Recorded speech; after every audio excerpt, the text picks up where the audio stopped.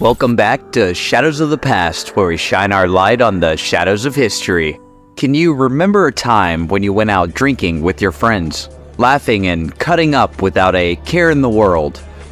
As you pound down one drink after another, the voices and revelry filling you with joy as you fill your insides with one more shot. As you down the liquid gold, the world spins. A kaleidoscope of blurred faces and colors rotate around like a merry-go-round. That is, until it all goes black. Maybe your friends, realizing that you need the help, get you a ride back to your place, and you sleep it off. Waking up worse for wear in the comfort of your own bed. Or maybe they didn't notice, too busy in their own inebriated stupors. Your body sloshing around in autopilot, a puppet without a driver, letting you play out the rest of your night. Did you wake up in a strange place, not sure how you got there? The cool breeze brushing against your disheveled hair, and whipping your tattered clothes against your body. Brushing up against something sticky that was now flecking off against your skin. Oh God, is that blood? What did you do last night? And why are those men surrounding you and creeping even closer? If you could only remember, but it all remains a murky sludge. This is the same situation that Jimmy Shaver found himself in, accused of one of the most vile crimes ever committed, but not able to remember any of it. Something he would continue to recant until his eventual death. And as tenebrous as Shaver's memory was, the situation itself becomes quite murky when you find out that he was working at a military compound known for government experimentation. So what actually happened that night, and was Shaver responsible? Come and find out with me as we delve into the shadows.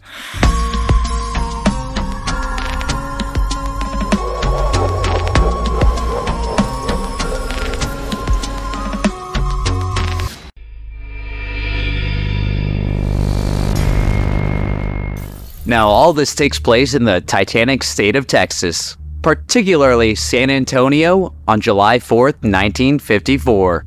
And it was during this golden age of sock hops and poodle skirts on America's holiday when a truly heinous act occurred. A search party finds an abandoned car next to a gravel pit. While inspecting the vehicle, they noticed a pair of torn undergarments belonging to a young girl hanging off the door handle. As they were still trying to process that fact, they heard shouting from nearby. Two construction workers who had been napping near a closed gravel pit noticed a figure begin to walk out of the darkness. A shirtless man covered in blood, with torn clothes, walking in a daze. He was bruised and scratched. The bystanders slowly walk him to the edge of the highway where he is questioned. But he had one of his own. What's going on here? The man had no idea where he was or how he had gotten there, still in a trance-like state. And this is when the search party discovered the body. It was a 3-year-old girl. She had been horribly assaulted. She was also severely beaten and her neck broken. They identified her as Cher Jo Horton, the little girl the search party had gathered to find, now wishing they hadn't. The party gathered to find her. She had gone missing from the local bar, Lazy A Tavern. She had been playing with her 5-year-old brother when her parents were enjoying a drink. Haha, different time, am I right? At some point, without her parents knowing, she had gone outside. And this is when that she had went missing. The officers with the dazed man took him to another location, away from the increasingly angry 200-person mob who just found a dead child's body. This is where they were able to ascertain a bit more about who he was. Jimmy Shaver was a 31-year-old drill instructor from the nearby Lackland Air Base. He had recently married his 3rd wife and was helping take care of his 2 sons. He had a clean record and no history of violence. The night previous, he had been drinking at that same Lazy A Tavern with a buddy. All of these things he definitely knew. It was the rest that he just couldn't recall. Everything after the bar was just black and nothingness.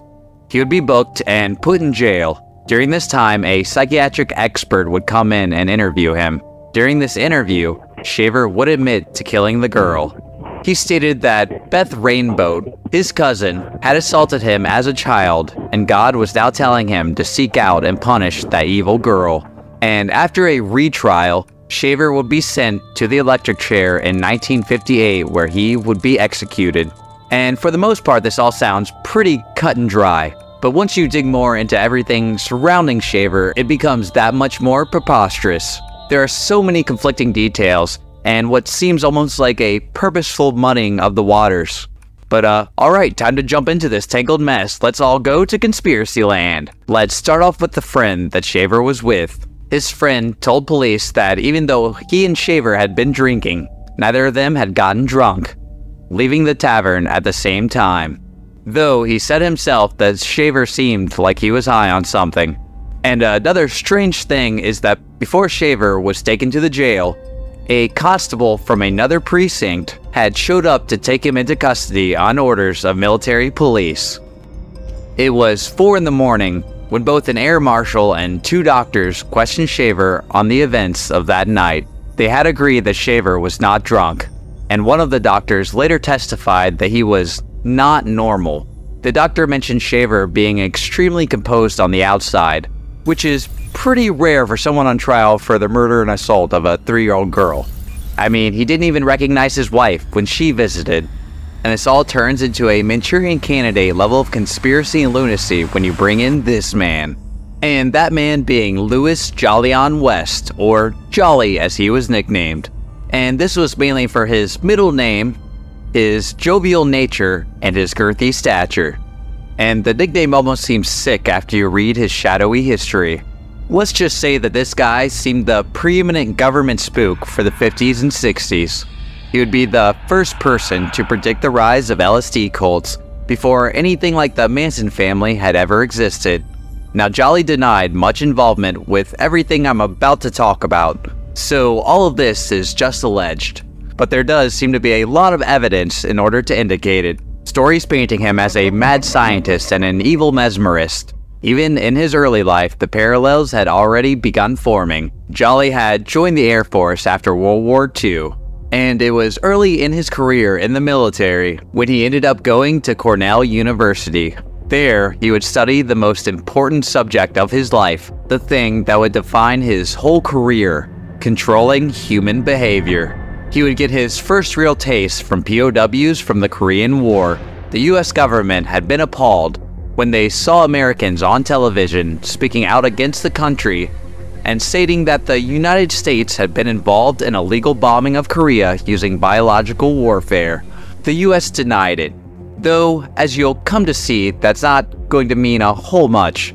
And it was through this war that the word brainwashing entered the American lexicon. The US government definitely couldn't believe an American citizen would want to act against the good of his country. And this is where Jolly West enters the scene. He was one of the doctors called in to deprogram the alleged brainwashed soldiers, getting to experience firsthand how isolation, starvation, and sleep deprivation can lead to a deteriorating mind. And there would be one more ingredient that Jolly favored in his research and experiments.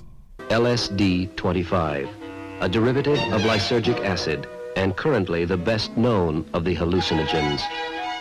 Originally developed in 1938 by Switzerland's Sandoz Industries, the US was still studying its psychotropic effects.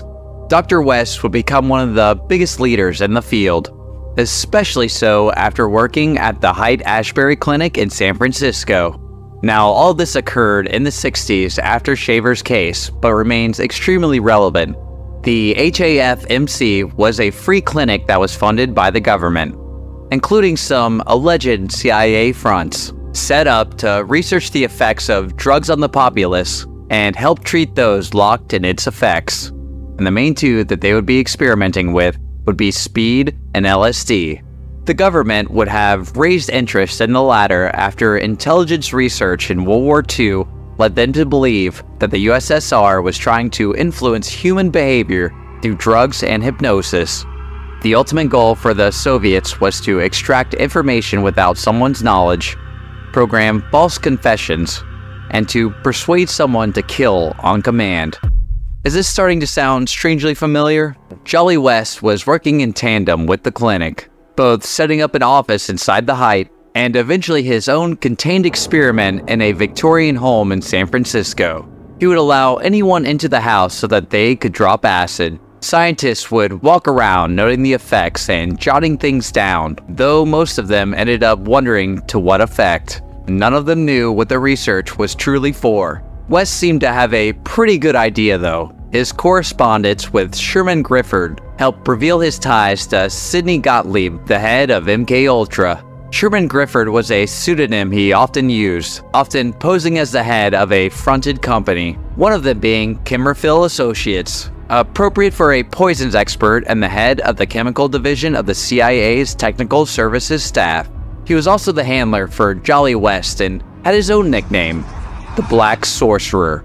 In the confines of MKUltra, he made it the project's mission to figure out a way to influence human behavior without their consent. 149 sub-projects were set into place under this massive experimental umbrella. And oh boy, did they try a lot. Between poison toothpaste and swizzle sticks laced with highly potent drugs, to exploding seashells and olfactory overloading stink bombs. It almost sounds comical if their overall goal wasn't so terrifying. And it would be Jolly's mission to try and alter the people's memory, for the good of the country of course. Repeated experiments to embed whatever truths that they found most convenient. And there are quite a few examples of the doctor's enthusiasm. In a psychiatry book from '67, he mentions the drug leaving people emotionally susceptible and mentally liable. Scary language that gets even scarier with excerpts from his paper in 1965, Dangers of Hypnosis. He claims that crazy leaders will rise up to lead followers into violence, using hypnosis to get them to violate their own moral boundaries. And the victims would be none the wiser, with no memories of the previous event happening. So also, sounding familiar? So what if I told you that Dr. Jolly West, this James Bond villain, also worked at the same Lackland Air Base that Shaver had worked at, the same air base that West allegedly used for his experimentation. Oh, but we don't stop there, because 2 months had occurred since Shaver's incident, but he still had no memory. The commander asked for Shaver to have an evaluation, and the doctor to hold this evaluation? Dr. Louis Jolyon West. Jimmy Shaver stayed under Jolly's supervision for 2 weeks when he was given numerous tests and asked to return to the scene of the crime to try and bring some memory. West put Shaver under hypnosis to try and clear his mental cobwebs. He also injected him with sodium pentothal, what West considered a truth serum. Sodium pentothal is a short-acting depressant that is used in parts of general anesthesia. It usually helps the brain to go unconscious for a short period of time, where then consciousness soon returns. It has also been used by police departments in India to elicit confessions that make the subject more complicit. It tends to shut down higher functions of the brain, and so they believe that you are a lot less likely to lie. This has not been proven. Jolly was using it for a similar reason. Injecting Shaver with this truth serum, West would then walk Shaver through the events of that horrible night. And I mean really walk him through it. There were all sorts of leading questions like, Jimmy, do you remember when something like this happened before? And, after you took her clothes off, what did you do? And Jimmy replied that he hadn't taken her clothes off. And it was during this session that Shaver had his repressed memories of the aforementioned Beth Rainbow. He had visions of God telling him to kill that evil Beth. Interestingly enough, this Beth was never questioned, or really came up in the case beyond to make Shaver seem crazed. And the middle of the session not being recorded, the next portion, the last portion, started suddenly with Shaver crying and West mentioning that Jimmy was now being confronted with all the facts. West asks Shaver if he remembers. Jimmy replies with a simple, "Yes, sir." This interview would be used in the prosecution of Shaver, his innocence being professed, while papers describe him as being in a trance-like state, noting the quiet reservation of a habitual chain smoker. And it was also during this trial that information came out on Shaver's condition. He suffered from habitual migraines that put him in a 2-year experimental program. With who is the real question. It would be one that unfortunately would never be answered. Shaver would receive a retrial after an appeal was made for the first trial being unfair, which, yeah, I can see why. He would still be convicted in the trial, where he would be sentenced to the electric chair on his 33rd birthday. He would zealously express his innocence until his end in 1958. So yeah, after all this just mess of ends covered in crazy glue, my brain is full of. See, on one hand, all this could be an act. Jimmy Shaver could have been a cold-hearted killer who decided to do the worst things you can imagine to a child. Many serial killers suffered brain injuries as children. And while migraines are different, Shaver dipping his head into ice-cold buckets to relieve the pain could point to something worse going on. And many killers have professed their innocence after the fact. But then there's so many holes and weird inconsistencies surrounding the whole thing. Shaver said he remembered a blonde, tattooed man being with him, possibly even a second man. Did they drug him and then some experiment take a dreadful path? Was Shaver even responsible for what happened, or was it just convenient framing? And that's where all this gets pretty hard for me. Usually a huge skeptic, especially towards ideas of conventional hypnosis. I never really put much stock in it, but after reading about all of Jolly's research and his chilling letter stating that he had succeeded in his quest, it begins to take on an inevitability. The same man to elicit confessions from Jack Ruby, the killer of John F. Kennedy's assassin, after being alone in a cell. The worst part is feeling like a complete crackpot saying all this shit. I think you're crazy. Better yet, I think I'm crazy. And while all this info is definitely circumstantial, there's a lot of stink all over this case. And why was the underwear just casually hanging off the door handle? Sorry, that one was getting to me. They went into the woods. Usually, the attack doesn't happen while transporting the victim. But all in all, I feel like there are valid arguments from multiple sides, with all the weird shit and the multiple holes left in everything. So what do you think? Think Jimmy Shaver was a horrible killer? Or is he a victim of an experiment gone wrong? Possibly he was just someone at the wrong place at the wrong time. Let me know in the comments. Thank you for delving into the shadows with me today, and I hope your own always remain behind you. This is a story I came upon in doing the research for part 2 of the Symbionese Liberation Army, which I'm still working on. I just happened to pick up that book and it opened up a can of worms into a tinfoil hat journey that has taken so much more time to just research and write and just kind of plan everything out. It just keeps opening up so many more avenues of research as it brings more and more questions to the table. But I'm pretty excited to share everything that I found. It's pretty fucking wild. It's spiderwebs reaching out and even touching names like Charles Manson and the CIA. And you'll definitely be seeing a lot of Jolly's name coming up. And it's just a lot to sort through it all so I don't look exactly like a complete raving lunatic. And my video on the SLA was going to be a lot shorter until I got this book right here. It opened the floodgates, and I appreciate all the hard work that Tom Neal put into this. I mean, it was thanks to a lot of his research that I was able to get most of the information that I did. Yep, so I'm going to go ahead and bust out part 2 on the next one, and probably scale back to hopefully don't drive myself completely insane on the next one. But thank you again for your patience, and I hope you all enjoy the rest of your day.